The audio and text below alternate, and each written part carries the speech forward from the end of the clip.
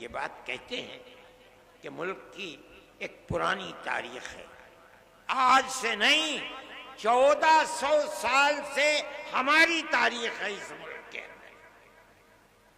پہلے ملک کے اندر راجا اور رجواڑوں کی حکومت تھی، مسلمان زندہ تھا اور اپنے مذہب کے ساتھ اس ملک میں زندہ تھا، کیرلا سے لے کر سندھ تک زندہ تھا۔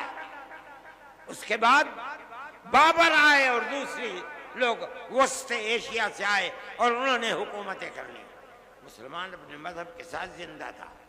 بہادر شاہ ظفر آخری بادشاہ تھے، چلے گئے، اس کے بعد انگریز کی حکومت، مگر مسلمان اپنی آزادی مذہب کے ساتھ زندہ تھا۔ اس کے بعد یہ آئی حکومت، کانگریس کی حکومت کے اندر ایسا مسئلہ مسلمان کے ساتھ نہیں تھا، کانگریس کی حکومت ختم ہوئی، اب اس کے بعد یہ لگتا ہے کہ اس دستور کو بھی آگ لگا دی جائے گی اور مسلمان کو مذہب کے اعتبار سے نقصان پہنچایا جائے گا۔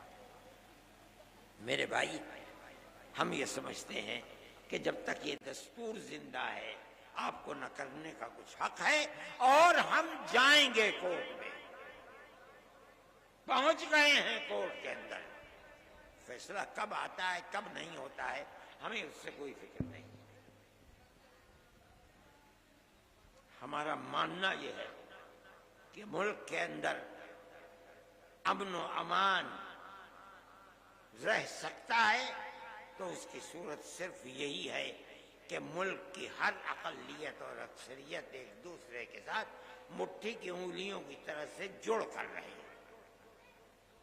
جمعیت علماء اسی طرح زندہ رہتی ہے اور کام بھی اسی طریقے پر کرتی ہے، ہم اس چیز کو لے کر پہنچیں گے۔ لیکن میں یہ کہتا ہوں کہ یہ نظریہ دل میں پیدا کیوں ہوتا ہے کہ آپ مسلمان کو نقصان پہنچائیں اور اس کے مذہب سے بیگانہ کریں آپ؟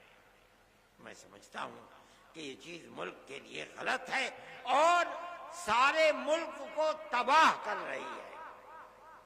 آپ اقلیت اور اکثریت کے اندر گھسیں، ماحول کے اندر کاروبار کو دیکھیں، اقتصادیات کو دیکھیں، امن و امان کو دیکھیں، ہر اعتبار سے ملک تباہ اور برباد ہوتا چلا جا رہا ہے۔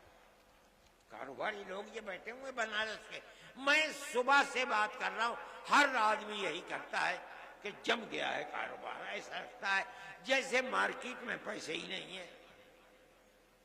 چند افراد ہیں جو سارے ملک کی دولت کے اوپر قبضہ کیے ہوئے ہیں، لیکن سارا ملک ان چند افراد سے تو نہیں چلتا ہے۔ کیا بربادی ہے؟ میں کہتا ہوں گورنمنٹ جسے امن و امان قائم کرنا چاہیے، بھائی چارگی کو بڑھانا چاہیے، ہندو مسلم اتحاد کو پیدا کیا جائے، ہر ایک کو مذہبی دستور کی آزادی دی جائے، آپ نے اس کو آگ لگانا شروع کیا ہے، ملک تباہی اور بربادی کی طرف چل رہا ہے۔